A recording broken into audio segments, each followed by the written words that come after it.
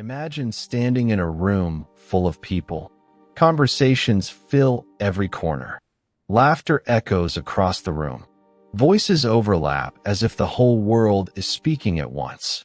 You try to say something. You raise your voice a little, then louder. Then you scream with all your strength. Yet no one turns around.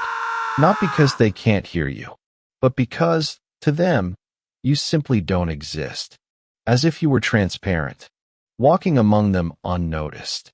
Many people live their lives this way. They walk among us. They go to work. They laugh with friends. They take pictures as if everything is fine. But inside, there is a heavy feeling no one sees. A feeling of being unimportant, unheard, invisible. Fear makes them hide, and silence slowly makes the world forget them. Moses was one of those people. He wasn't stupid, and he certainly wasn't a failure as some might think. In fact, he was a very intelligent engineer, the kind of person who saw things differently.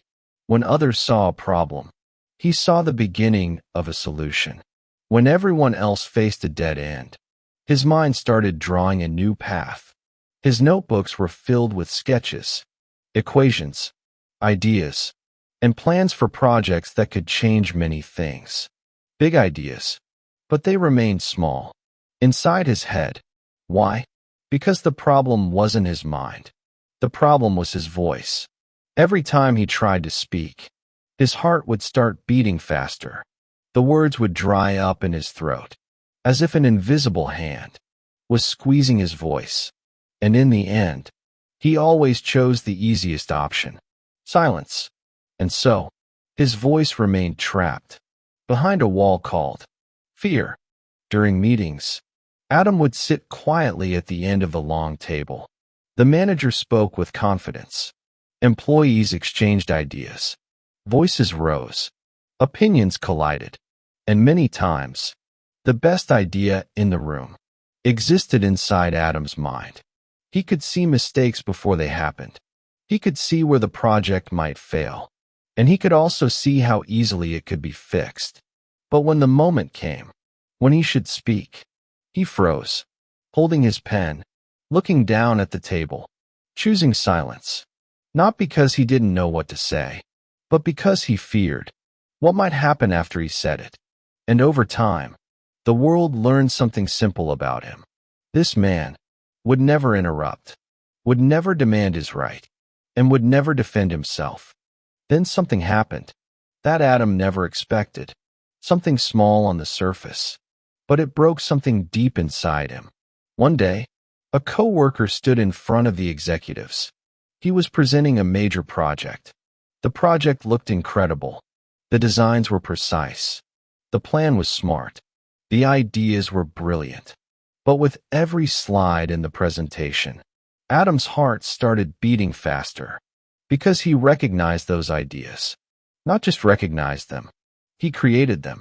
Every design, every idea, every tiny detail belonged to him, but he had never said it out loud. And so, someone else took his ideas and presented them to the world, and the people applauded him.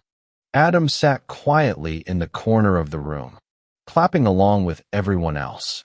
But inside, he was collapsing. He was watching his dream being stolen in front of his eyes. The months he spent thinking, the long nights, the pages full of designs, all of it suddenly became someone else's achievement. And in that moment, he realized a painful truth. The world does not step on you because you are weak. The world steps on you because you made yourself easy ground to walk on. That night, Adam climbed to the top of a skyscraper. The wind was cold. The city beneath him looked incredibly small. Cars moved like tiny lights, and people were nothing but distant shadows. He looked down for a long moment. Then he thought quietly, if I was an ant in my life, then let me be an ant. In my death too. Just before he stepped forward, he heard a voice behind him say, before you jump, can we sit for a moment? Adam turned around. There was an old man, blind. Adam said bitterly, why do you care? You can't even see me. The old man smiled and said, I may not see you, but I can hear your silence. And your silence is screaming for help. Moses sat quietly for a long moment. The old man's words sounded strange, yet they touched something deep inside him. Then the old man spoke again in a calm voice. If you truly want to change, you don't need superhuman strength. You only need 3 simple steps. 3 steps, but they are difficult for someone who has lived in the shadows for so long. The first step: go to the place that scares you the most, the place that makes your heart race. And when you get there, do not stay silent this time. Speak, even if your voice trembles. The second step: give something valuable, without being afraid to lose it. Because the person who is always afraid of losing ends up owning nothing. And the third step is the hardest one. Go to the man who stole your idea. Look into his eyes and thank him, not because what he did was right, but because he showed you who you truly are. Years passed, and Adam's life changed completely. He was no longer the silent man, sitting at the end of the table. He was no longer afraid of his voice. He began to speak with confidence. His ideas were finally heard, and his presence became impossible to ignore. He was no longer a ghost in the room. He became the person everyone waited to hear. He became a leader, but one thought always remained in his mind: the old man, the man who saved him that night. One day, Adam returned to the same place, the rooftop of the skyscraper. He wanted to thank the old man, but he wasn't there. No one was. Only an old mirror, lying on the ground.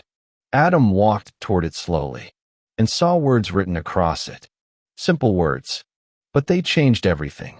It said, "The Savior you spent your life searching for was never that old man. It was always." From this story, we learn an important lesson.